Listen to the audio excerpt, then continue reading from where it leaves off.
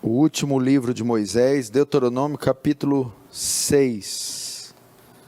Vamos ver o que diz a palavra do Senhor. No verso 4 e 5. Ouve, Israel, o Senhor nosso Deus é o único Senhor. Amarás, pois, o Senhor teu Deus, de todo o teu coração, de toda a tua alma e de toda a tua força. Até aí. Fecha os olhos, vamos orar. Senhor, graças te dou por mais esse dia, por mais esse culto. Não tem outra coisa no que nos apoiamos nesse momento do que na sua santa palavra. Ela é a única coisa que pode nos dar sustento, auxílio, consolo em momentos como esses. Por isso traz vida a sua palavra, pois elas são espírito e vida, de forma a consolar, avivar, erguer, fortalecer todos quantos estiverem ouvindo, para que teu reino avance, para que tu receba glória para si e nos conforme a imagem do seu Filho, em nome de Jesus. Amém.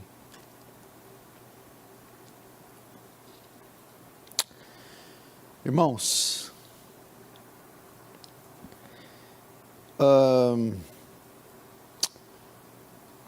juntamente com esse texto, certa vez os escribas, fariseus, estavam questionando Jesus sobre o entendimento dele a respeito da lei de Moisés. Eles perguntaram para ele: mestre, qual é o grande mandamento da lei? Qual é o maior mandamento da lei? O intuito deles não era aprender algo com Jesus, era testá-lo apenas. Entretanto, nesse teste, Jesus, ele traz a resposta certa. Ele diz: o grande mandamento da lei é: amarás o Senhor teu Deus de todo o teu coração, de toda a tua alma e de todo, ou com todas as suas forças. Jesus cita Deuteronômio capítulo 6, fazendo referência que este é o maior, mais importante mandamento de toda a Escritura, de toda a Bíblia. E todos nós cristãos temos que estar engajados em cumprir este mandamento. No começo da minha conversão, quando eu fui tendo acesso à palavra de Deus e tendo acesso ao significado e os sentidos dos mandamentos, e logo foi me apresentado este mandamento, este texto. Então eu pensei, tantas coisas para observar na Bíblia, mas por que não me atentar para a maior delas? Para que me gastar com tantas outras, sendo que existe a maior? Porque se eu falhar na maior, o que adianta eu tentar as menores? E eu me lembro de ter orado anos: Senhor, se esse é o maior mandamento, o mais importante, então eu quero me gastar nele, eu quero tentar obedecê-lo. Deveria ser esse o nosso desejo, o nosso maior desejo: amar a Deus, amar o nosso Senhor, o nosso Deus. Muitas pessoas têm um relacionamento com Deus de obediência, outros de reverência, outros de temor, outros de forma religiosa, mas nem todos têm um relacionamento baseado em amor, ou nem sequer sabe que tem que amá-lo. E nós deveríamos nos gastar nisso.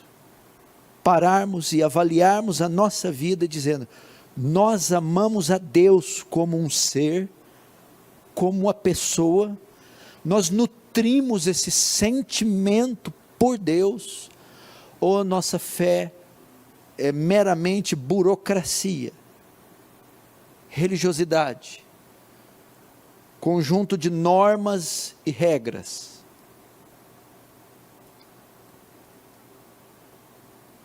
Uma repetição, uma obediência cotidiana, ou o nosso coração queima, o nosso coração arde, o nosso coração pulsa de desejo, de amor por Deus.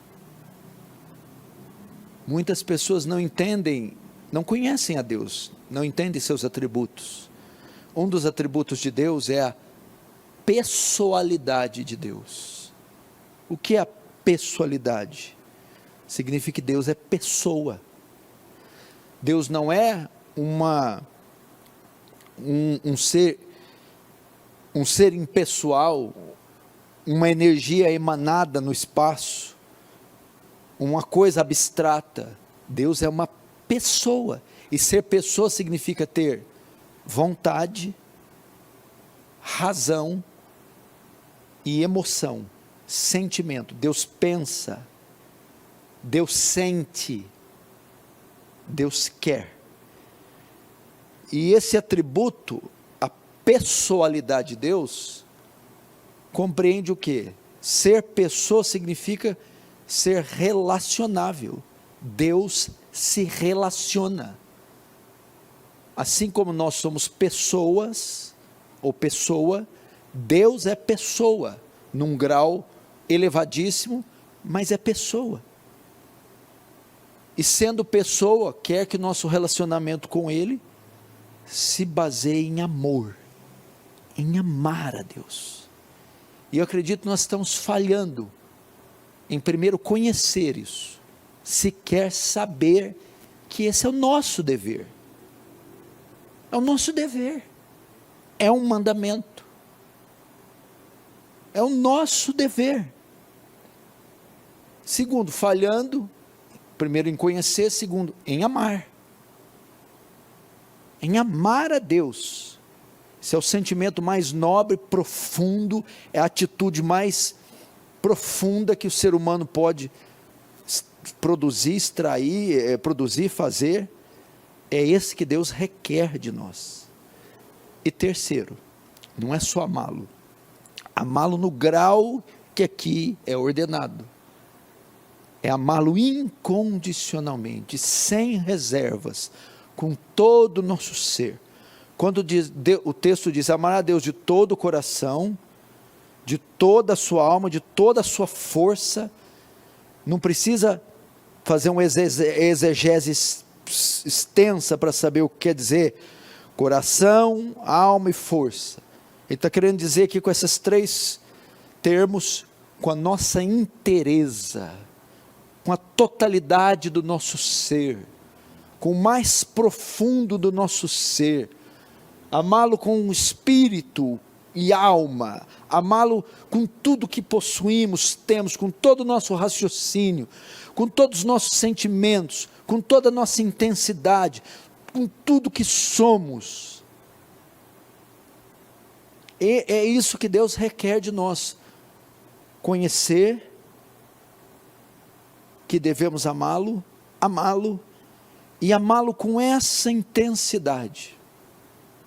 E eu temo que a maior parte dos nossos anos vivendo a fé cristã tenha sido a parte desse estupendo, grandioso mandamento. Mas como o senhor pode afirmar isso, pastor? Porque a Bíblia diz, onde está o seu tesouro, aí está o seu coração. Há uma maneira de saber se o amamos, e se o amamos nestes termos, é saber onde está o nosso tesouro. E onde estiver o nosso tesouro, aí está o nosso coração, ou seja, aí está o nosso amor nessa intensidade. E é só olharmos o que mexe conosco, O que ocupa o nosso coração?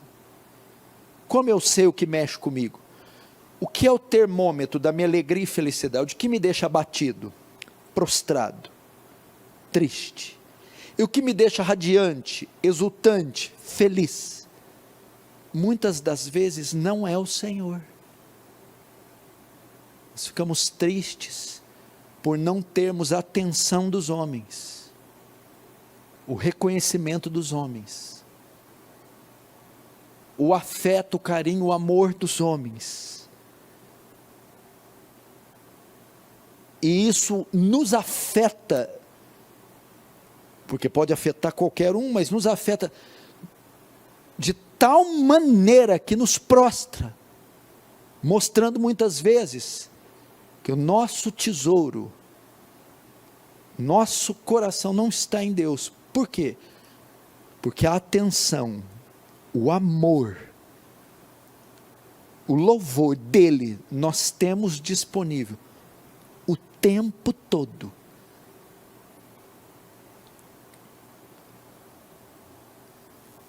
E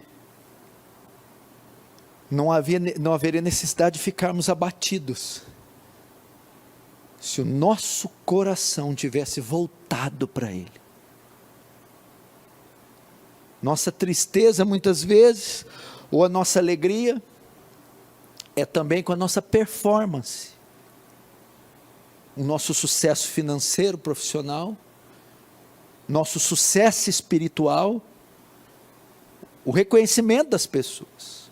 Isso nos enche de gozo, e muitas vezes não é o que o Senhor pensa a respeito de nós, se a causa dele está avançando, se o nome dele está sendo exaltado. Então nós começamos a ver que o termômetro da nossa alegria e felicidade, muitas vezes não passa por Deus. Assim nós podemos reconhecer se estamos amando ou não. Se toda vez que o nome dele fosse ofendido, isso fizesse nosso coração sangrar.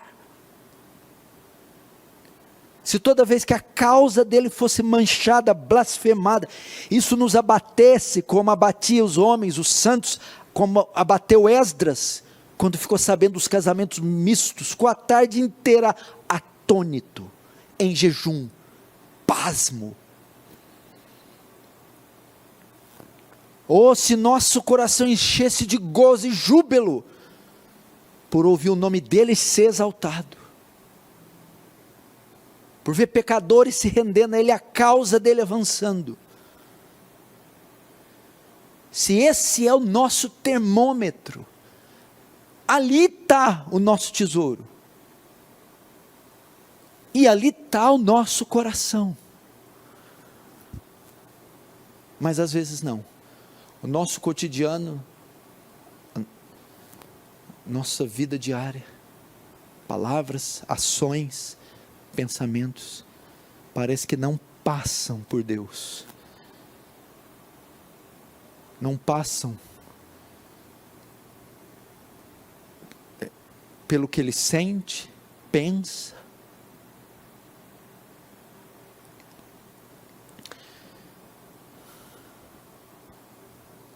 Parece que ele está aí só para atender as nossas demandas e fazer parte, preencher a nossa religião. Essa é a vida eterna, que te conheça com o único e verdadeiro Deus. Tudo passa por Deus. A tristeza de Deus com Israel no livro de Samuel, pós-Juízes, foi o quê? Eles pediram um rei, e Deus queria ser rei sobre eles, reinar sobre eles, mas eles queriam um rei como das nações pagãs. Quando o homem, Deus faz o homem, é com o intuito de ter comunhão com o homem na viração do dia, para que o homem tivesse o maior apreço, a maior estima, ter Deus e aquele momento da viração do dia na mais alta conta.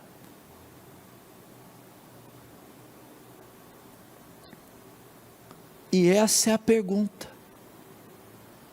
Quer comais, quer bebais, quer façais qualquer outra coisa, pode substituir facilmente ali a conclusão: fazei tudo por amor a Deus. São sinônimas essas palavras, para a glória de Deus e por amor a Deus. Então eu penso, se as minhas motivações estão voltadas para Deus, se as coisas que eu falo, que eu penso, que eu sinto, as coisas que eu faço, são motivadas pelo amor que eu tenho a Deus, convergem no meu amor por Deus, meu zelo por Ele, pela pessoa bendita dEle, pela causa dEle. Eu me alegro quando Ele se alegra e me entristeço quando Ele se entristece. Que sentido há a vida cristã sem cumprir esse? Para que eu vou para os outros mandamentos, se esse é o maior e eu ainda não estou cumprindo? Que sentido há uma vida cristã? Paulo diz assim: fazei todas as coisas por amor. Fazei tudo com amor. O amor não faz mal ao próximo, de sorte que o cumprimento da lei é o amor. Toda lei se resume nesta palavra, a saber, o amor. Jesus, ao citar, vai dizer: amar o Senhor teu Deus e amar ao próximo. Desses dois mandamentos depende toda a lei e os profetas.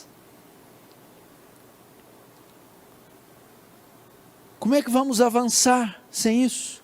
Que sentido há o culto público sem amor a Deus? Que sentido há o louvor e adoração sem que esses sejam feitos levando em conta o amor a Deus, ou feitos por amor a Deus? Que sentido há as orações, os jejuns, os meios da graça, se esses não forem feitos baseados no amor que eu tenho, ou no amor a Deus? O próprio ministério,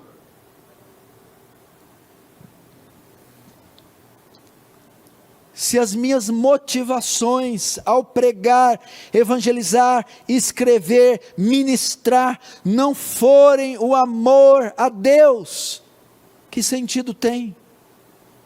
Paulo vai dizer que sem amor eu nada seria. Como o metal que tine, ou sino que soa. Ainda que eu falasse a língua dos anjos e dos homens, sem amor eu nada seria.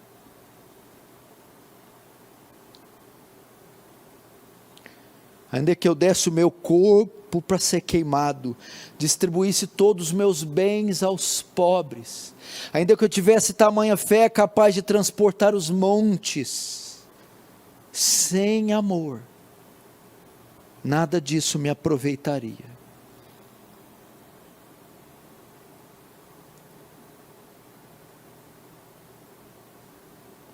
Nós deveríamos buscar, irmãos, nos ocupar de sermos conhecidos na sociedade como pessoas que amam a Deus. Quando passássemos e alguém nos visse caminhando, dissesse: ali vai um homem que ama a Deus, ali vai uma mulher conhecida pelo amor que ela tem a Deus. Amar a Deus, sentir saudade de Deus, necessidade de Deus, cuidado com Deus, zelo por Deus, temor a Deus, obediência a Deus, alegria em Deus, paixão em Deus.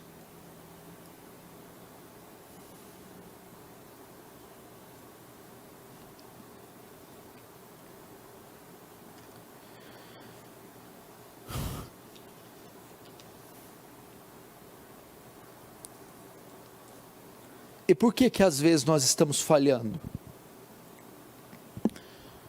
em amá-lo dessa maneira. Parecemos tão distantes de tal mandamento, porque ele diz: amará o Senhor de todo o seu coração, de toda a sua alma, entendimento, razão, e com todas as suas forças. Ame-o em toda a sua totalidade, que toda a sua existência, a sua composição, a sua essência seja inclinada a amá-lo. Agora, por quê? Estamos falhando em cumprir este mandamento.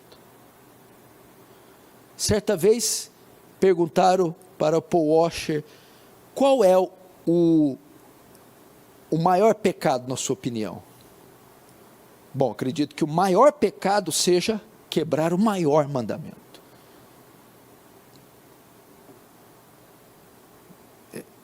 Pensando dessa maneira, faz muito sentido.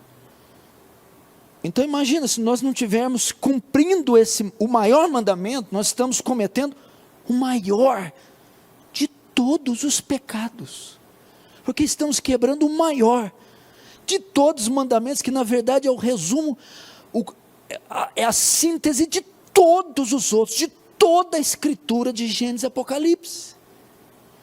E por que estamos falhando? Por que não o amamos com essa intensidade, ou sequer o amamos? Como fazemos para amá-lo dessa forma que foi pedida?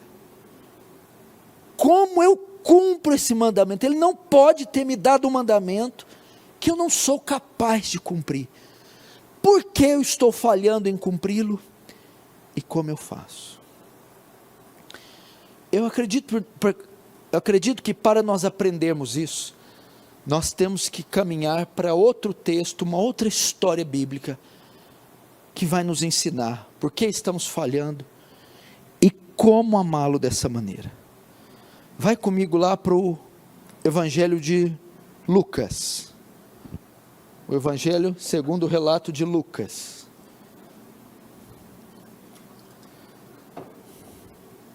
Lucas capítulo 7.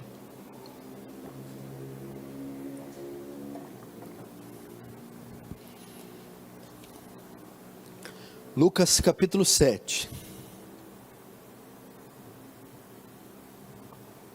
Verso 47. Diz assim: por isso te digo,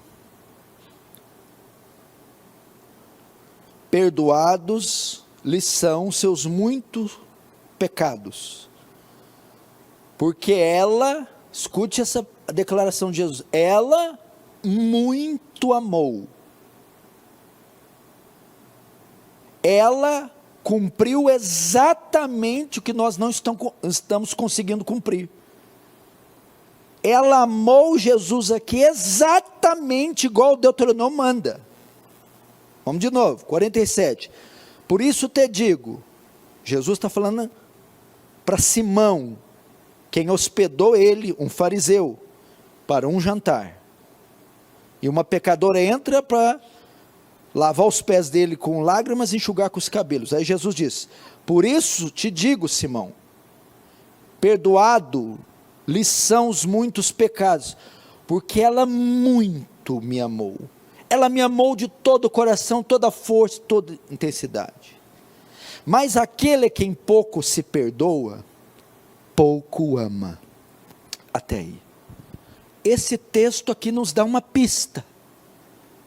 Jesus mostra que essa mulher pecadora, poderia ser uma prostituta, o termo podia ser usado para isso, que enquanto ele ceava com Simão, fariseu, em sua casa, essa mulher entra, beija os pés dele, rega-o com as lágrimas, enxuga com os cabelos.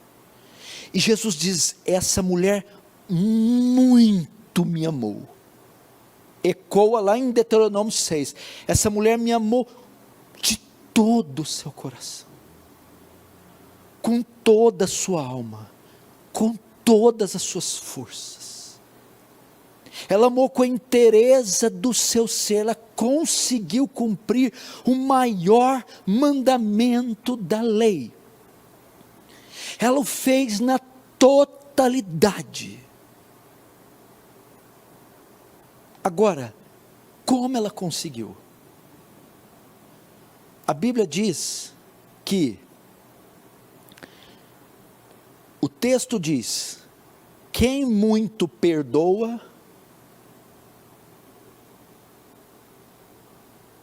quem muito perdoa, muito ama. O que é isso? Jesus está contando uma parábola de 2 devedores ao mesmo Senhor. Um devia 50 denários e outro 500. O Senhor perdoa ambas as dívidas. Perdoo de você que me deve 50 e de você que deve 500. Aí Jesus pergunta: Simão, qual dos dois vai amar o Senhor mais? Suponho que é aquele que foi perdoado os 500. Ok. A ideia aqui, a mulher tinha noção do quanto ela foi perdoada. Ela tinha noção do quanto e do que ela foi perdoada. Da multidão de pecados, da dívida impagável que ela tinha. E só pode amar a Deus assim, se eu souber o quanto eu fui perdoado por Deus. Trazendo em miúdos, para você entender mais ainda. Eu só posso amar a Deus nessa intensidade, nesses termos, se eu souber o que Deus fez por mim, o que foi feito por mim. Eu jamais posso amar a Deus nestes termos, se eu não souber a grandeza, a extensão, a largura e a profundidade do que Ele fez por mim, ou a extensão, a largura, a profundidade do perdão. Jesus disse, ela só amou muito, porque ela muito foi perdoada. Ela sabe do que ela foi perdoada. Ela sabe quais eram os números dos pecados dela. A grandeza do pecado, para saber o tamanho do perdão. Você que me ouve, só pode amar a Deus, se você souber a extensão, a profundidade, a grandeza do que Ele fez por você. Entretanto, você só vai saber a grandeza do que Deus fez por você. Você só vai saber o quanto você foi perdoado, se você souber quem você é. Por que aquela mulher amou Jesus daquela forma? Porque ela, quando entrou, sabia, eu não sou como Simão, eu não sou um religioso, não tenho acesso à escritura, não tenho uma vida moral boa, eu sou uma imunda, uma endemoniada, vil, suja, merecedora do mais intenso castigo. Logo, perdoar alguém como eu, é algo de uma grandeza sem igual. E ao saber que foi perdoada, do que ela era, do que ela fez, ela então se rendeu, se prostrou aos pés de Jesus, e o amou daquela maneira. Razão então porque as pessoas não amam, a Deus de todo o coração. Por que não amam? Porque não sabem do que foram perdoadas, não sabem a grandeza do que foi feito por eles na cruz. E por que eles não sabem? Porque não sabem quem eles são. Você não sabe quem você é, você não conhece os crimes que você cometeu, você não sabe a profundidade dos seus pecados. Você só vai amar a Deus desse jeito quando você saber quem você é, e sabendo quem você é, você vai saber do que Ele te perdoou, e sabendo do que Ele te perdoou, então, quem muito foi perdoado, muito vai amar. Quem você é? Estou pregando aqui para você amar Deus nesses termos. Quem você é? Gênesis 8, 21 dá uma característica sua: não tornarei mais amaldiçoar a terra por causa do homem, porque a imaginação do coração do homem é má, desde a sua meninice. A Bíblia diz que o homem é ruim, é perverso, desde a sua infância. Salmo 51, Davi diz que a gestação, o parto já se deu em pecado. Eis que em iniquidade fui formado, e em pecado me concebeu minha mãe.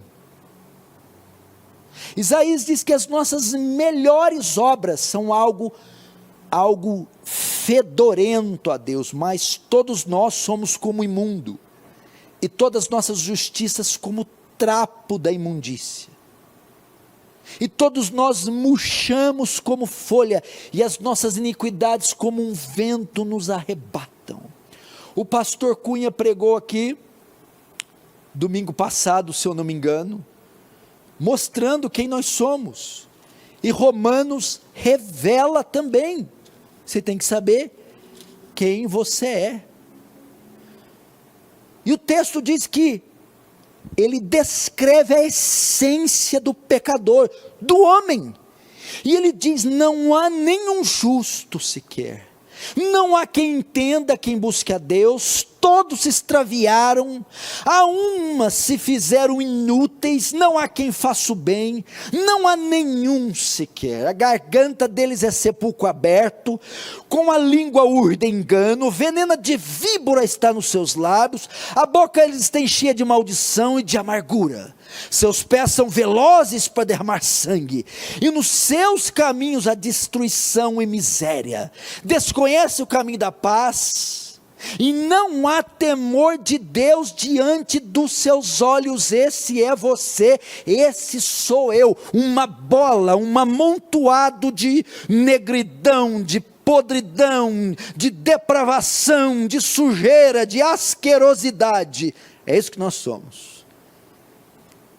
Se você procurar algo no universo para classificar como ruim, deplorável, degradável, olhe para o espelho, olhe para você, procure um homem.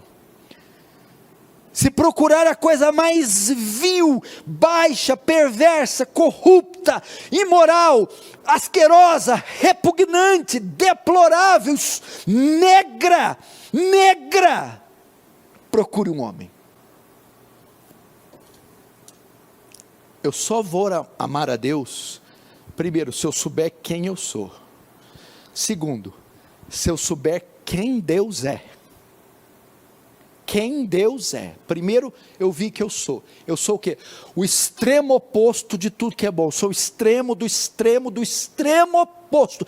Aonde tiver no universo o lado mais escuro, sombrio, tenebroso, vil, o buraco negro do universo, lá eu estarei, no pico e na ponta da extremidade mais escura, negra, sem qualquer esperança. Aquele sou eu. Agora eu vou saber, segunda coisa, quem é Deus.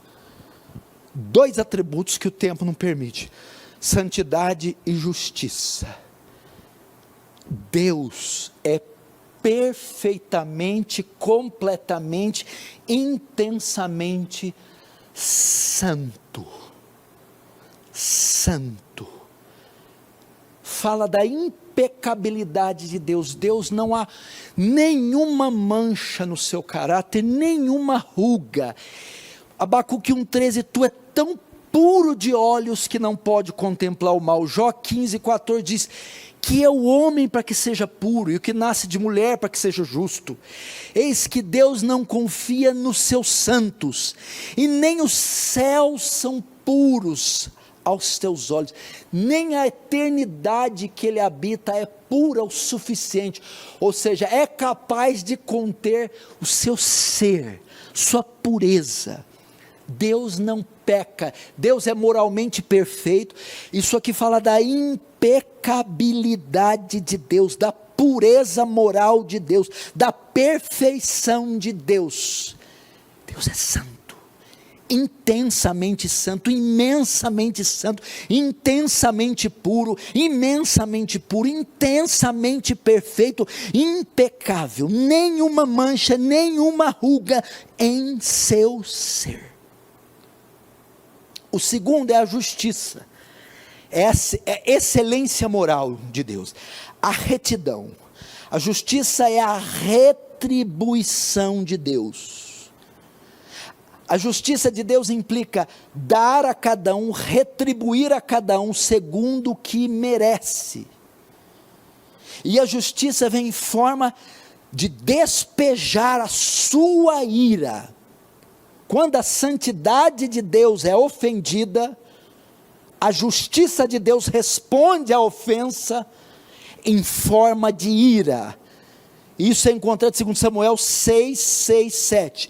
E chegando à eira de Nacron, estendeu-os a mão na arca, santidade de Deus, e pegou nela, porque os bois deixavam pender. Então a ira de Deus se acendeu contra Uzá, e Deus o matou, feriu ali por esta imprudência, e morreu ali junto à arca de Deus, porque a mão impura de Uzá, esse ato atrevido, irreverente, pecaminoso, tocando na arca, a santidade, violando, ofendendo a santidade, fez com que a justiça de Deus retribuísse este ato em forma da sua ira, matando.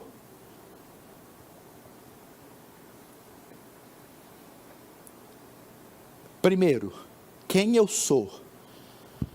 O extremo oposto de tudo que é bom, de tudo que é puro, lá na negridão. Quem Deus é?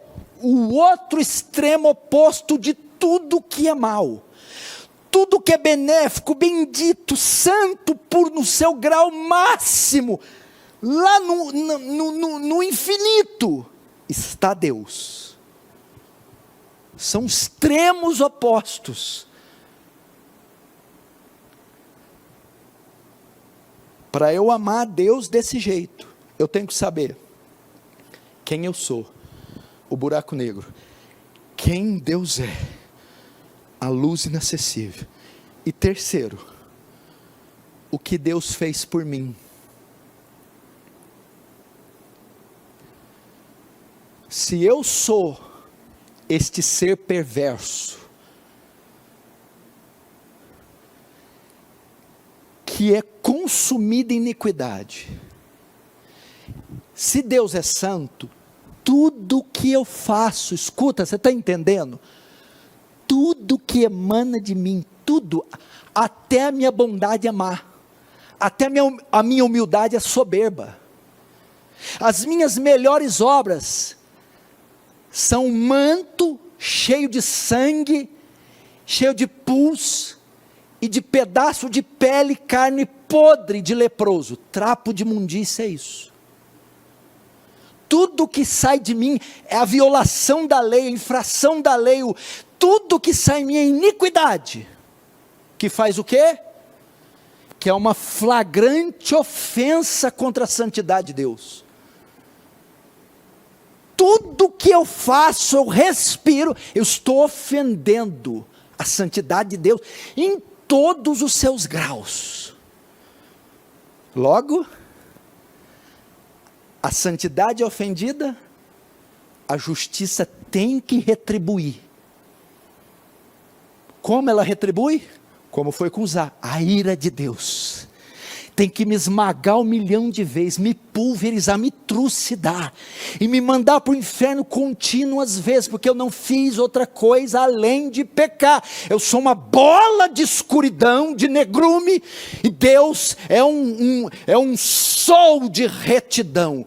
E quando os dois se encontram, a santidade é ofendida. Então a justiça tem que agir, e a ira tem que ser descarregada, eu tenho que ser massacrado no grau máximo. Você não está entendendo.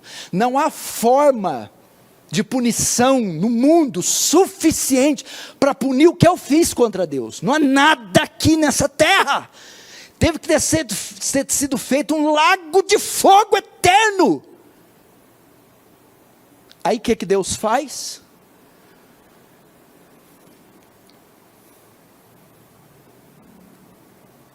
Meus pecados ofendem a santidade. A justiça tem que retribuir essa ofensa contra mim em forma de ira. Sabe o que Deus faz? Ele não me pune. Não.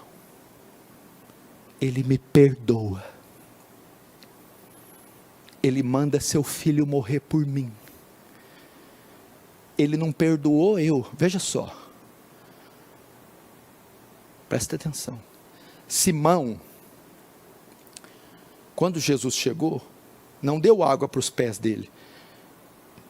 Era comum o anfitrião oferecer água para o hóspede quando ele chegasse. Caminhava sobre o pó. Simão não ofereceu. Simão não ofereceu óleo para os cabelos. O cabelo fica cheio de pó, né? E aquele óleo é para lubrificar o cabelo. Simão não recebeu ele com um beijo. Era comum um anfitrião receber o hóspede com um beijo, um ósculo santo. A mulher, não. Ela não só enxugou os pés, que é um ato, não só lavou os pés, que é um ato de amor, como lavou com as lágrimas. Excedeu.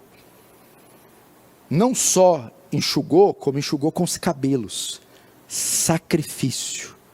Foi algo extraordinário. Ela não só beijou, como beijou os pés. Reverência. Então aqui está a prova que ela amou, e amou Deus naqueles termos de Deuteronômio. Porque ela lavou os pés não com água, cabelos, afeto. Com água, não lavou os pés, mas não com água, lágrimas, afeto.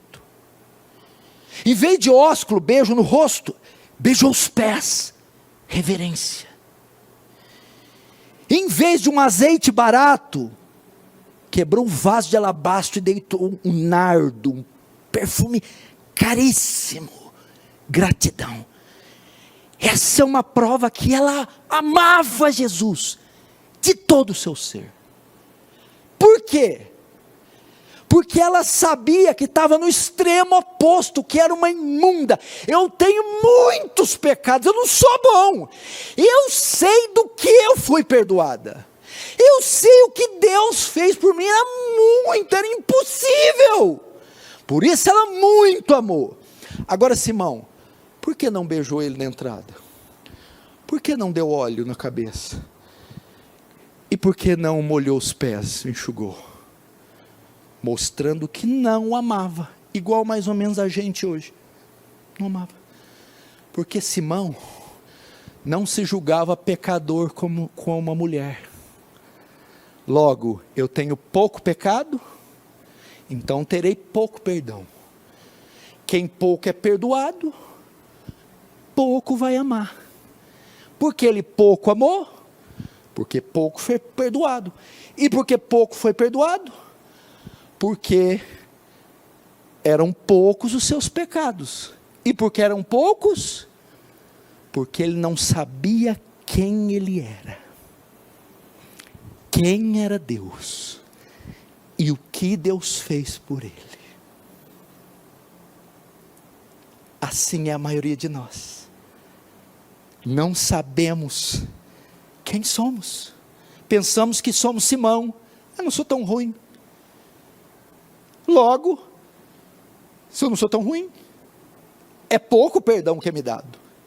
E se é pouco perdão que me dá, é pouco amor que eu vou dar por ele. Mas eu estou aqui para te ensinar que não, você não é Simão, você é a pecadora, você estava no extremo oposto do mal, há um fio, há uma linha tênue do abismo, e tudo, você era consumido por maldade. A questão não é que você pecava uma vez ou outra, você não fazia outra coisa além de pecar. E Deus, com toda justiça e pureza, escolheu perdoar você, porque Deus amou o mundo de tal maneira que deu o seu Filho unigênito, para que todo aquele que nele crê não pereça, mas tenha a vida eterna. Foi isso que Deus fez com você. Veja só, novamente, a sua iniquidade ofendeu a santidade, e a justiça de Deus tinha que retribuir você por tal coisa, e tinha que retribuir despejando sobre você a ira de Deus. E o que Deus fez por você? Primeiro você sabe quem você é: iniquidade, extremo oposto do mal. Depois o que Deus é? Bondade, extremo oposto do bem. E agora o que Deus fez? Ao invés de te punir, Ele perdoou você, salvou você, enviou seu Filho por você. Ele te muito perdoou, muito salvou, muito amou, muito fez por você. E agora, consciente de quem você era, de quem Deus é e do que Ele fez, agora você pode fazer como ela.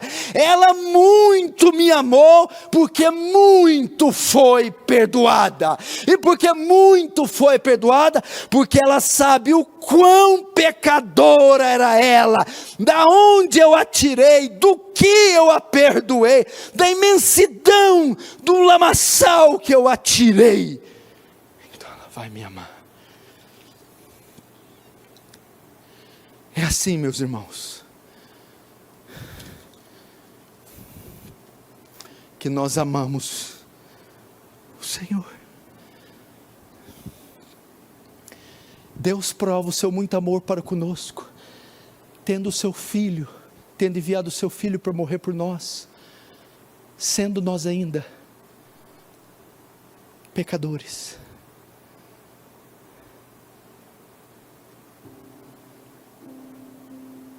Simão, 2 homens, eu vou ler aqui, 2 homens, Simão, veja só,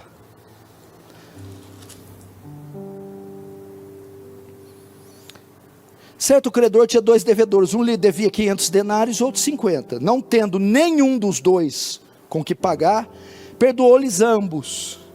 Qual deles, portanto, amará mais o seu senhor?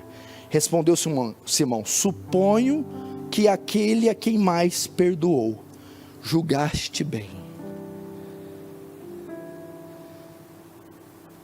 Talvez você não amava a Deus, porque você pensava que devia a Ele somente 50 denários.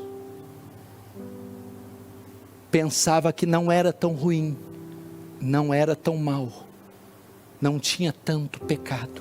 Então, a cruz de Cristo para você foi para perdoar poucos pecados, e quem é pouco perdoado, pouco vai amar. Mas hoje, eu estou aqui para mostrar que você não era o que devia 50 denários, você devia 500, 1000, 1 milhão. Você é a pior espécie de ser que já existiu. E tudo que você merecia é ser pulverizado na ala mais quente e escura do inferno. No entanto, Ele poupou-lhe a dívida. Ele muito perdoou. Você não tem ideia do que você foi perdoado, da onde Ele tirou, o que Ele foi capaz de fazer. A justiça, a santidade foi ofendida no grau mais elevado. A justiça, com toda a sua munição, deveria retribuir a você toda ofensa fez. E a ira, como um meteoro sem precedentes, o peso e o tamanho deveria cair sobre a sua cabeça. Ele escolhe retribuir a ofensa feita a ele no seu próprio filho. E a ira destinada a você, o gigantesco meteoro destinado a você, foi lançado na cabeça do filho, e ele esmaga o filho,